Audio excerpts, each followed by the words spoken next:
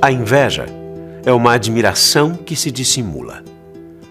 O admirador que sente a impossibilidade de ser feliz cedendo à sua admiração, toma o partido de invejar.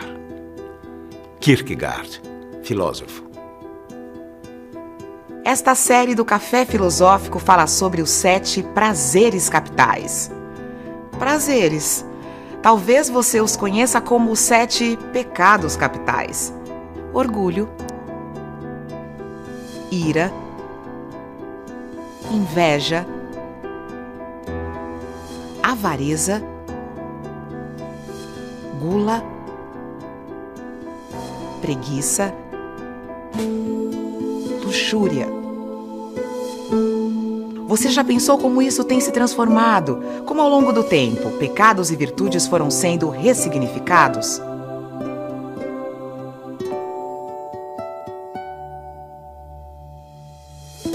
A admiração é um abandono de nós próprios, penetrado de felicidade.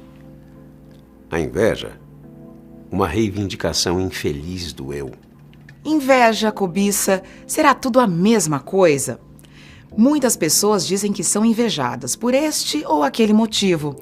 Chegam a atribuir um fracasso pessoal a esse tipo de sentimento alheio. Mas será que alguém, em algum momento, já teve a coragem de confessar-se um invejoso? Quem acha aqui que em algum momento da vida já foi alvo de inveja? Eu vou levantar junto para animá-los. Muito bem. Mas assim, quem foi alvo de alguma inveja, não é nenhuma pegadinha, não vai derivar nada, maioria absoluta. Momento seguinte, para justificar o título que eu encontrei para o nosso encontro, eu quero perguntar quem daqui é invejoso? Uma plateia psicanalizada, não é uma plateia reconhece. A inveja em geral é um pecado envergonhado. Dizer assim, eu invejo, eu tenho uma profunda inveja das pessoas, isso é mais difícil. Porque a inveja é vergonhosa e nós vamos talvez entender hoje por quê. Eu quero começar fazendo uma distinção importante para nós entre inveja e cobiça. Cobiça é vontade de ter o que os outros têm. A cobiça pode ser negativa, resultar em outros defeitos como roubo, etc. Mas a cobiça não precisa ser só negativa. Eu posso dizer, gosto tanto da casa que fulano tem que farei uma igual para mim. A inveja não. A inveja é sempre negativa. Dizer que existe inveja branca, em primeiro lugar, traz do racismo brasileiro. Ela é boa, ela é branca. Como se os grandes homens que destruíram esse país não fossem governantes brancos. Mas dizer que existe uma inveja branca é não entender o que é inveja. Inveja nunca é positiva. Inveja é sempre tristeza pela alegria alheia. Isto nunca pode ser positivo. Inveja não é vontade de ter o que os outros têm. Isso é cobiça. Inveja foi definida por Tomás de Aquino como tristitia de bonis alienis, tristitia alienum bonis, bonum, se vocês preferirem, tristeza pela felicidade dos outros, exultação pela sua adversidade, aflição pela sua prosperidade. Primeira característica da inveja, ela não se trata da vontade de ter o que o outro tem. Esta é a pura e absoluta cobiça.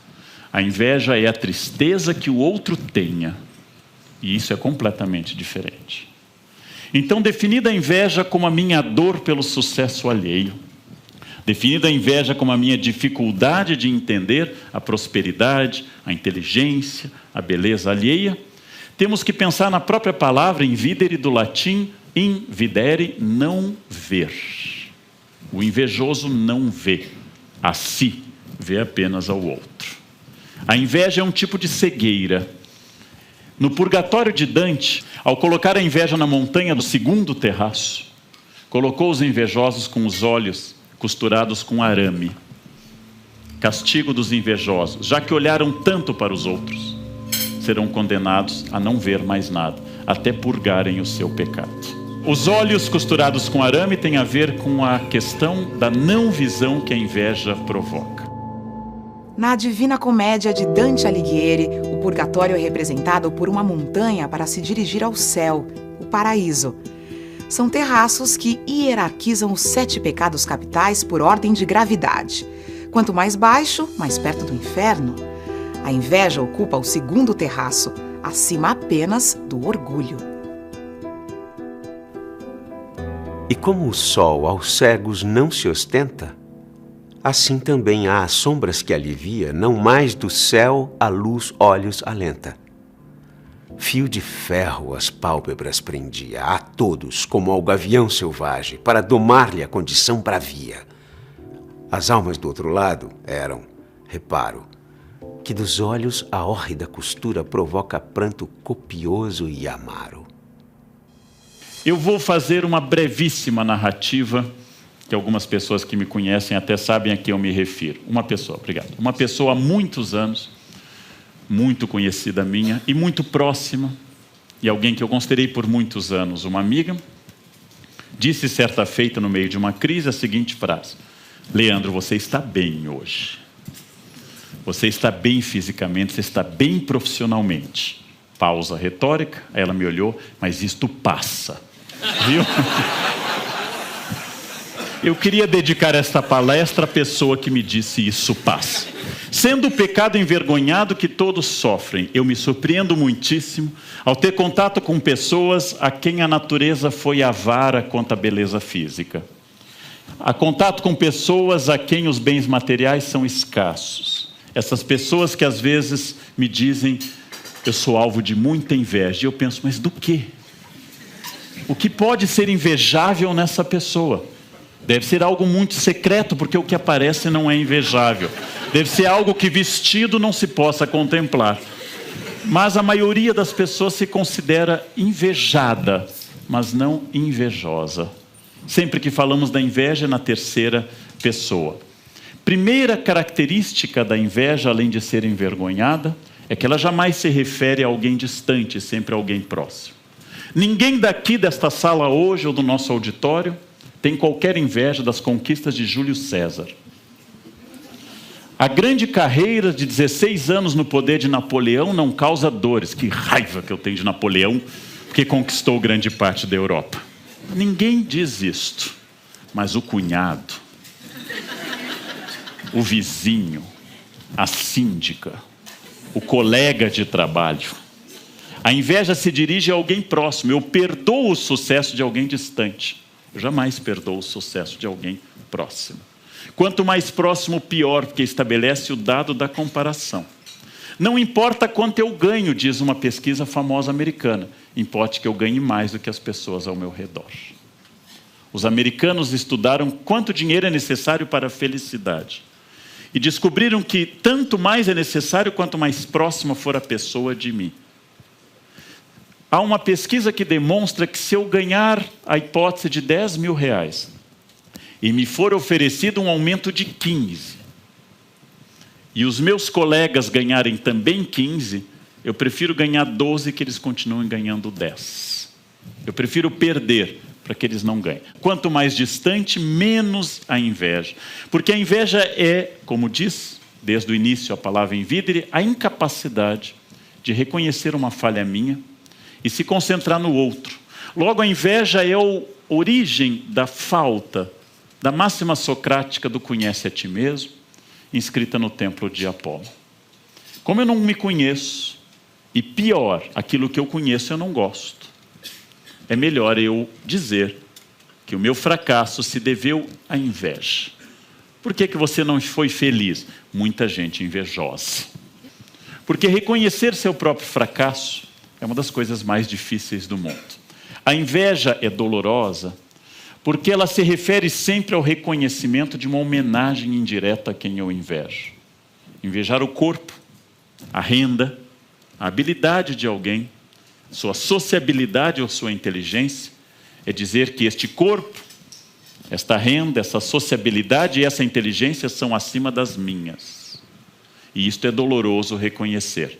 A inveja é sempre amargurada, porque a inveja nasce do reconhecimento da minha fraqueza. Ser feliz com a felicidade alheia é um grande desafio. No nosso mundo, em geral, restrito a algumas mães heróicas. Algumas mães heróicas conseguem ser muito felizes com o sucesso dos filhos. Poucas pessoas fora deste universo. O genuíno desejo de felicidade do outro é sinal de um afeto excepcional. Porque o sucesso me causa sempre dissabor de afastamento dos amigos. A inveja dirige todo o nosso olhar para o que o outro tem, o que o outro faz, o que o outro é. Ela nos segue em relação a nós mesmos, e esse sentimento pode atingir um tal grau de intensidade que as consequências podem ser imprevisíveis. Logo no primeiro livro da Bíblia, na tradição judaico-cristã, no livro do Gênesis, o capítulo 4 traz a primeira história permanente de inveja, se não considerarmos que o próprio Lúcifer teria tido inveja do homem criado por Deus, na versão de Milton. Caim, agricultor, Abel, pastor. Adão conheceu Eva, sua mulher, e ela concebeu e deu à luz Caim. E disse: possuí um homem com a ajuda do Senhor? E deu em seguida à luz Abel, irmão de Caim. Abel tornou-se pastor e Caim lavrador. Passado algum tempo, ofereceu Caim frutos da terra em oferenda ao Senhor. Abel, de seu lado, ofereceu dos primogênitos do seu rebanho e das gorduras dele. E o Senhor olhou com agrado para Abel e para a sua oferenda, mas não olhou para Caim, nem para os seus dons. Caim e Abel oferecem a Deus suas primícias, e Deus olha para as ofertas de Abel, mas não olha para a de Caim. Quando Deus atende a Abel, na tradição da Bíblia, no Talmud fica explicado que Caim deu o pior das suas ofertas. Quando Deus atende a Abel e não Caim, Caim sente inveja. Caim fica com o rosto abatido. E diz no Gênesis: por que andas irritado e com o rosto abatido? Não é verdade que se fizeres o bem andarás de cabeça erguida? E se fizeres o mal não estará o pecado espreitando-te à porta? E aí vem uma frase decisiva e eu tomo a tradução da Bíblia de Jerusalém. A ti vai teu desejo, mas tu deves dominá-lo. Como se Deus dissesse no Gênesis: o desejo de todo mundo é inveja, a ti vai o teu desejo. É natural que eu sinta inveja, mas tu deves dominá-lo. Ou seja, a inveja é parte da natureza humana. A Bíblia trabalha com a noção de natureza humana. A inveja de Caim vai levar ao primeiro homicídio da história. E Caim vai ter o rosto marcado e nunca mais pode morrer e deve vagar pela terra como alguém sem destino. O que destruiu Caim foi a inveja do irmão. A inveja entre irmãos aparece em Esaú e Jacó, José e seus irmãos. A inveja do irmão é terrível. A inveja do irmão nasce do elemento mais próximo, aquele que não consegue se alegrar com o sucesso alheio. Naturalmente, com exceção das nossas famílias, as famílias bíblicas são marcadas pela inveja. Ao contrário das nossas, marcadas pela harmonia absoluta de festas de Natal, tornadas felicidade plena, a nossa inveja é bíblica. É própria daquele tempo terrível que as pessoas tinham inveja de irmãos. Em Lucas 15 temos uma outra notícia agora no Novo Testamento. Jesus se dispõe em Lucas 15 a contar a história de 3 parábolas de misericórdia. Mas o mais importante começa no versículo 11.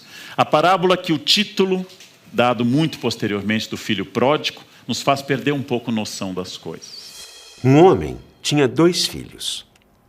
O mais moço disse a seu pai: meu pai, dá-me a parte da herança que me toca.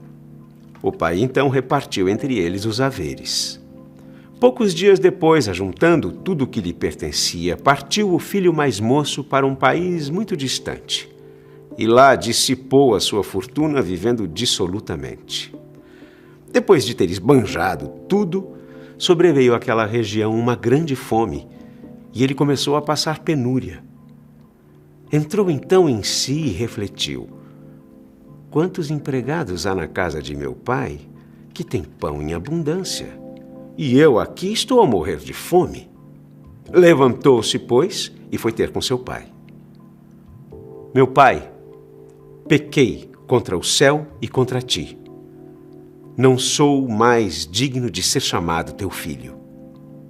Mas o pai falou aos servos: trazei-me depressa a melhor veste e vestilha, e ponde-lhe um anel no dedo e calçado nos pés. Trazei também um novilho gordo e matai-o. Comamos e façamos uma festa. A parábola tem o nome o filho pródigo. E esse nome, dado muito posteriormente ao texto de Lucas, não é original do texto, nos faz crer que o centro da parábola é o filho pródigo. E faz esquecer aquilo que acontece logo em seguida. O filho mais velho chega ao pai e diz o seguinte: há tantos anos eu te sirvo, jamais transgredi um só de teus mandamentos, e nunca me deste um cabrito para festejar com meus amigos. Contudo, veio este teu filho que devorou teus bens com prostitutas, e para ele matas um novilho cevado. A tristeza do irmão é pura inveja. O que é interessante é que o filho invejoso que Rembrandt representou num lindo quadro, o filho invejoso olhando de trás, dizendo: eu cumpri toda a lei. Sabemos que a parábola é uma crítica aos fariseus. Eu cumpri toda a lei. Eu fiz tudo o que eu devia fazer. Por que eu estou errado? E aí vem a mensagem. Cumprir a lei não é o bastante. A misericórdia deve superar a lei. O irmão invejoso é a chave da parábola, porque é a crítica que o irmão invejoso encarna daquelas pessoas que dizem, como todas as pessoas puras e virtuosas: eu nunca traí o meu marido, eu nunca traí minha esposa, eu sou uma pessoa fiel. E a parábola está nos dizendo que ser fiel é parte muito pequena da ideia de amor. Porque ser fiel apenas significa que por medo ou falta de oportunidade eu não fiz isso. Ser fiel é parte do problema. O problema maior proposto por Lucas 15 é o amor superando a lei, a misericórdia superando a regra, a dedicação, a caridade, a generosidade superando a inveja. Na Bíblia temos dois protótipos, dois modelos de inveja. São dois modelos clássicos que vão aparecer também na Divina Comédia e na grande literatura. Iago, inveja Otelo. No clássico de Shakespeare, Otelo, o general mouro que servia no reino de Veneza era casado com Desdémona. Quando promoveu o soldado Cássio ao cargo de tenente ao invés de Iago, seu mais antigo soldado, provocou neste uma inveja devastadora. Iago cria uma série de intrigas que leva o general a desconfiar de sua esposa, de seu melhor amigo e até de si mesmo. Look to your wife. Observe her well with Cassio. In Venice, they do let heaven see the pranks they dare not show their husbands. Their best conscience is not to leave undone, but keep unknown. While I say one prayer. Otelo, acreditando ter sido traído por Desdémona, a asfixia até a morte. Ao saber de sua inocência, crava um punhal no próprio peito.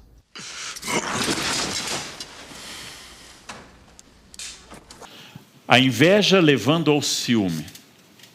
Iago também representa a pessoa que, não tendo sido promovida, não faz um minuto de reflexão. Por que eu não fui promovido? Será porque eu não tenho tanta capacidade? Será porque eu tenho menor desenvoltura? A resposta dele é que o mouro, injustamente, prefere o amigo do que a ele. Reconhecer o espaço da derrota para outro é um reconhecimento muito duro. É reconhecer que eu não me conheço, ou que eu tenho de mim uma ideia superior ao que eu sou. A inveja é tratada classicamente porque ela é um defeito, em primeiro lugar, filosófico, contra a máxima socrática que eu já citei. O invejoso não se conhece, o invejoso não vê. Em segundo lugar, ela não atenta para uma questão religiosa para quem é religioso. Se eu invejo alguém por uma habilidade que essa pessoa tem e eu não tenho, é porque eu não entendi para os religiosos o plano de Deus que dá talentos com obrigações. É um contrato. Se Deus tornou alguém particularmente ativo e com uma capacidade de trabalho acima da média, é porque muito vai ser cobrado, parábola dos talentos. Se Deus deu menos talento a alguém, é porque menos será cobrado. Logo, as pessoas, naturalmente ninguém desse público, que sejam limitados intelectualmente, e ninguém que escutará a gente na televisão, mas pessoas de outros países, que sejam limitados intelectualmente, que sejam feios fisicamente, pessoas que vieram ao mundo com uma potência pequena, essas pessoas terão uma cobrança muito menor no dia do juízo. olhar de seca-pimenteira.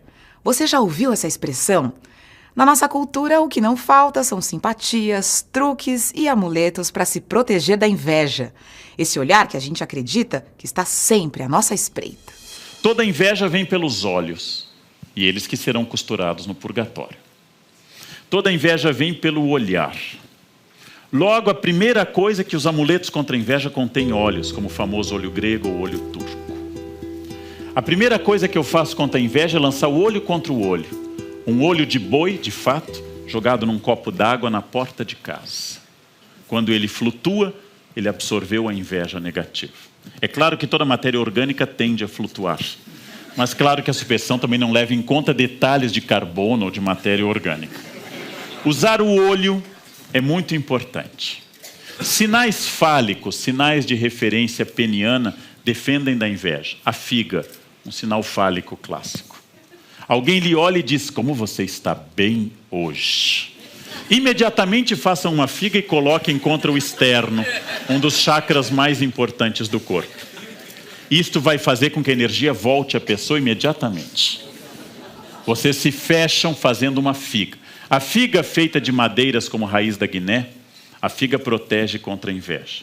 Sendo a inveja também fruto do olhar e de um mau fluido, ela pode ser derrubada por plantas mágicas, como a própria Guiné citada, a arruda. A arruda afasta qualquer elemento negativo.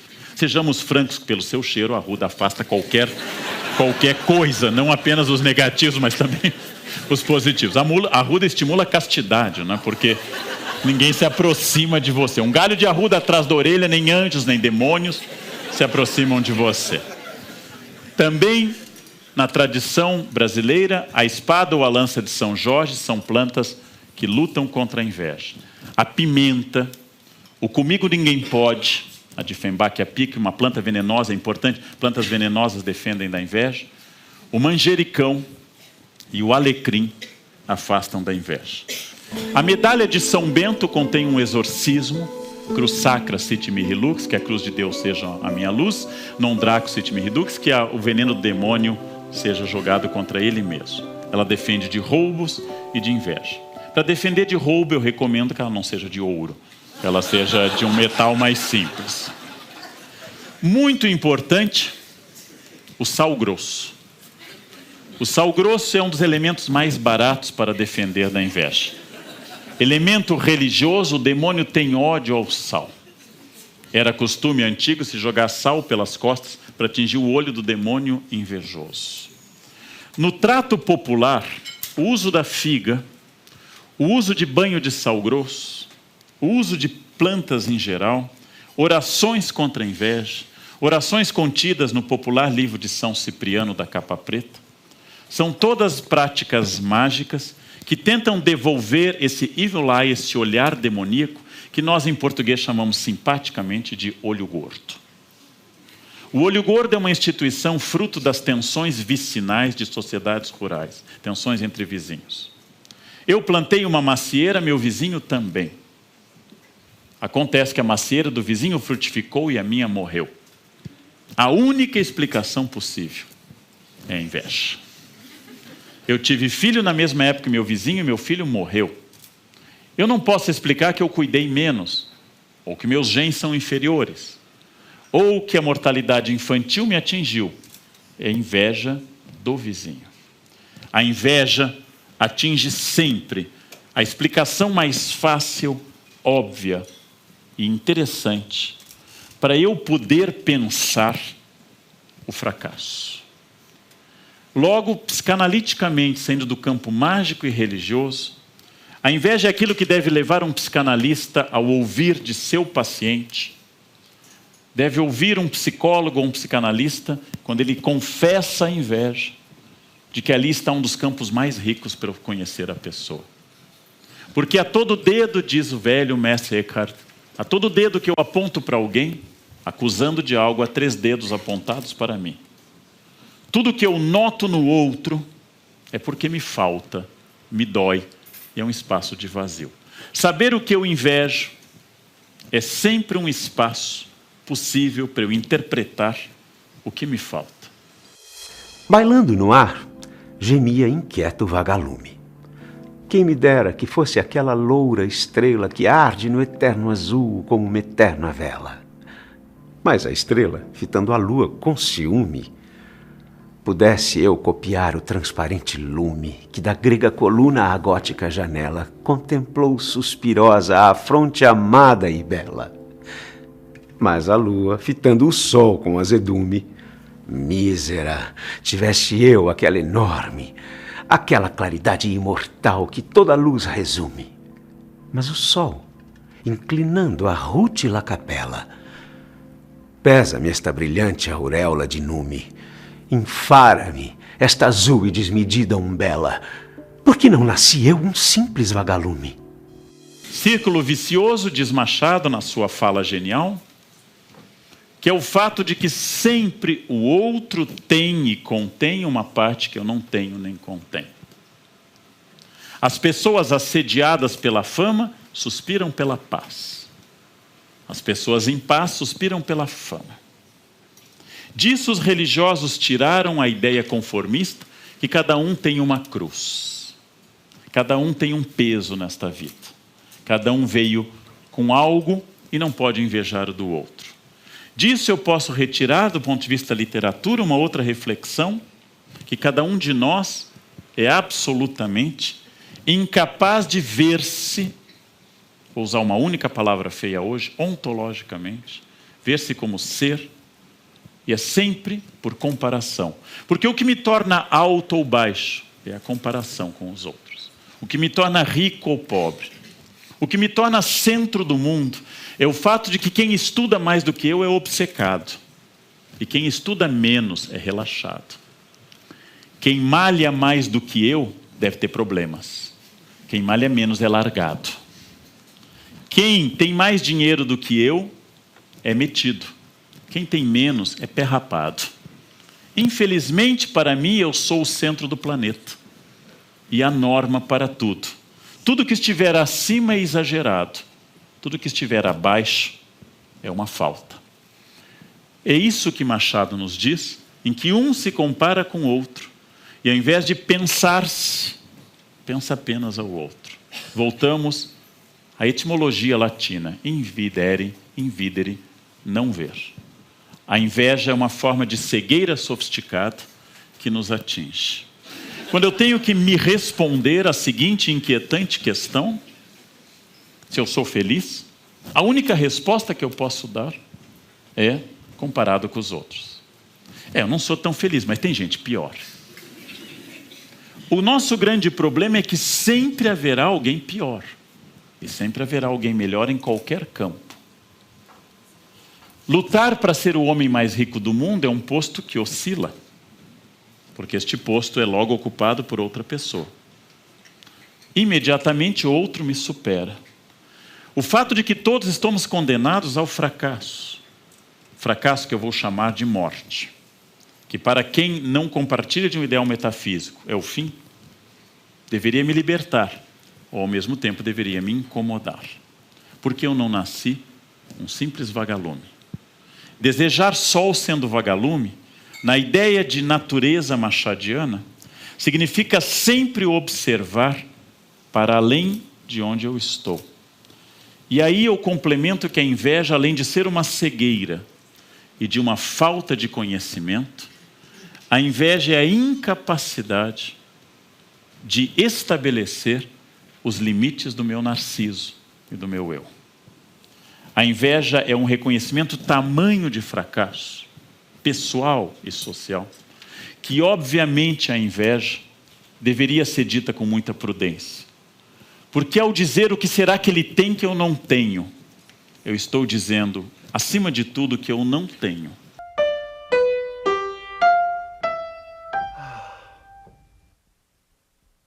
Grazie, signore.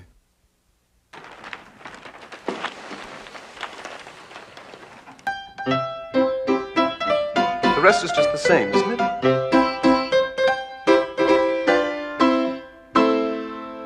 It doesn't really work, does it?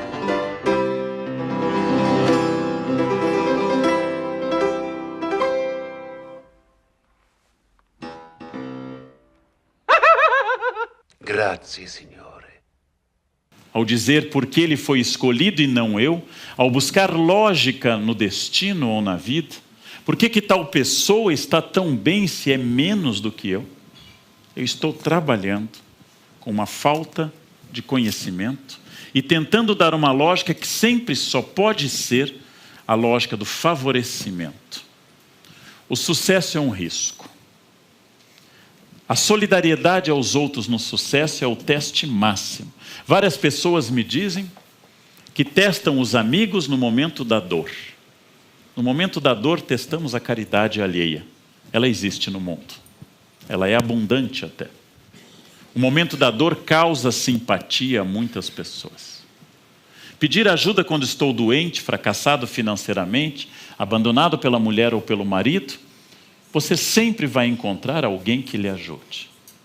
O teste da amizade, contido num texto heideggeriano sobre amizade, um texto que eu gosto muito, é o teste de relatar ao amigo sucesso.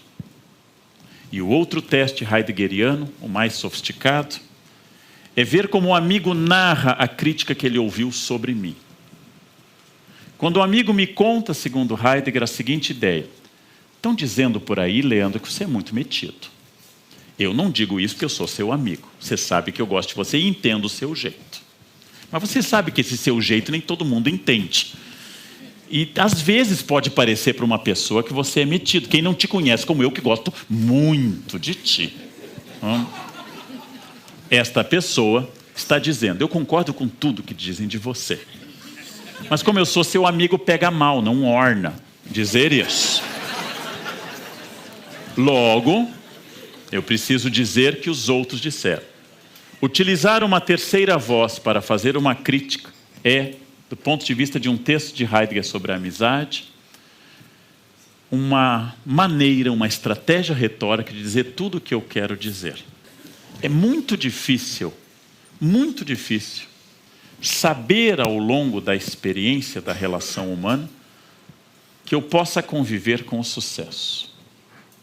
Eu me considerava uma pessoa com todos os defeitos do mundo.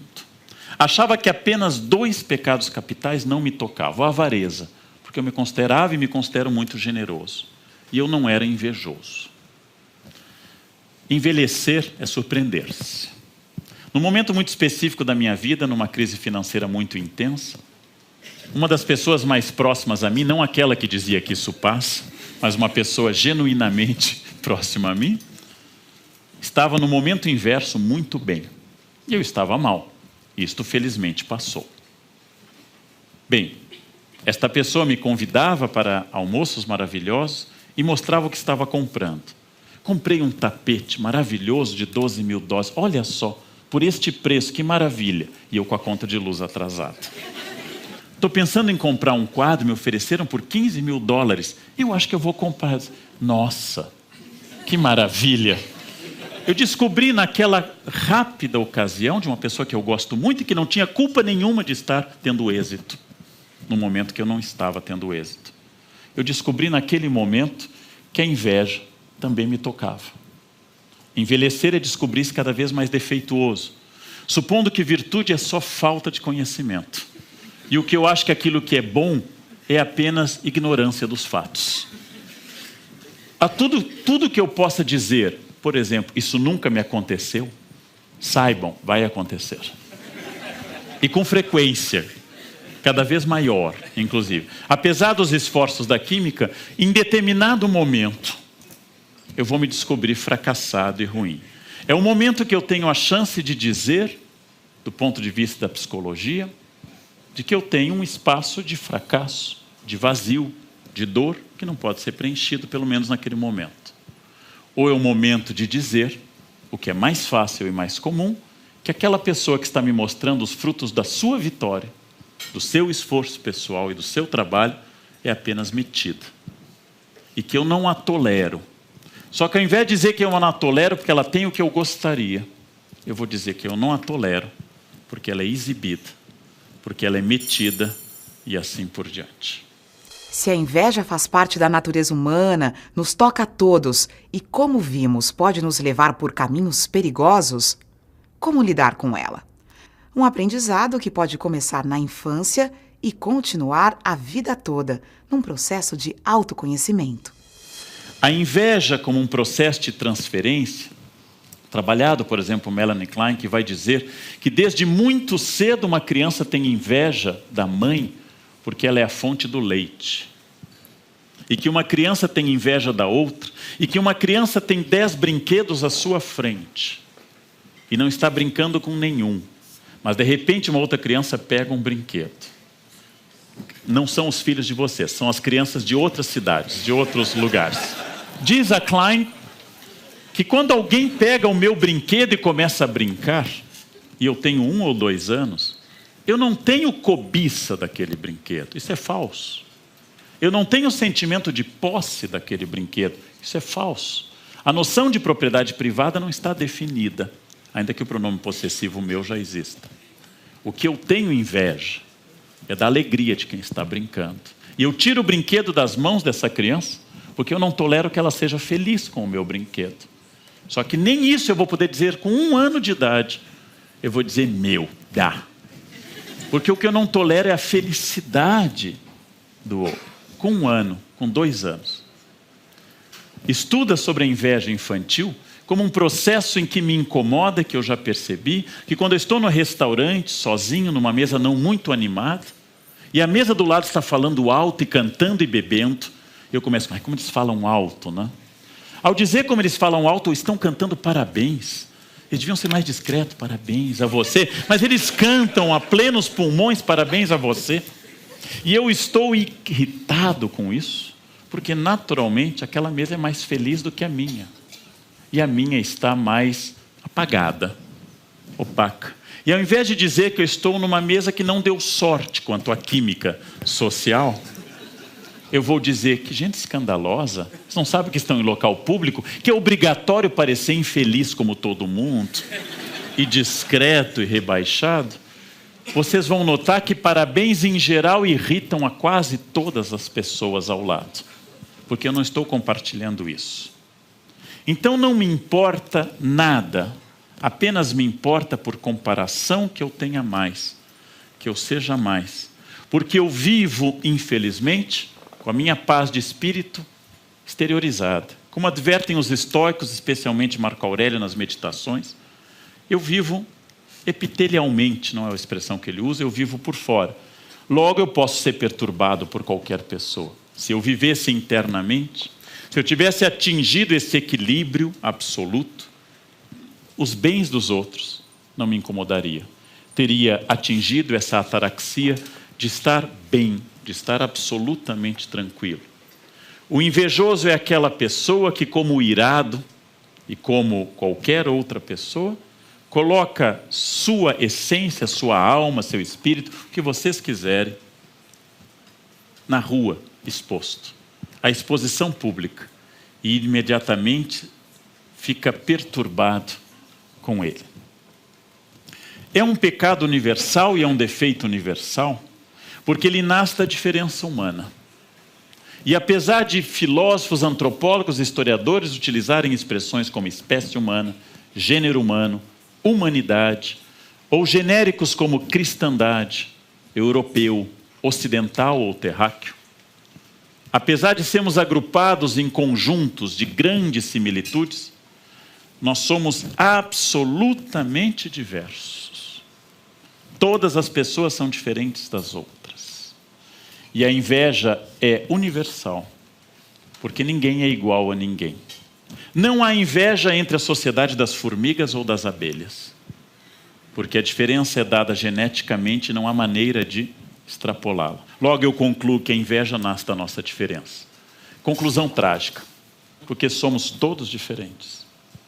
Quem aqui tem vários filhos, e é possível que isto ainda ocorra, sabe que filhos criados pelos mesmos pais, com a mesma alimentação e no mesmo ambiente, são absolutamente diferentes uns dos outros.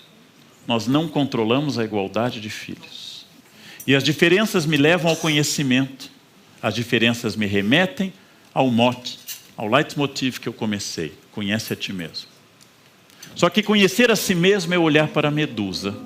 Eu viro pedra.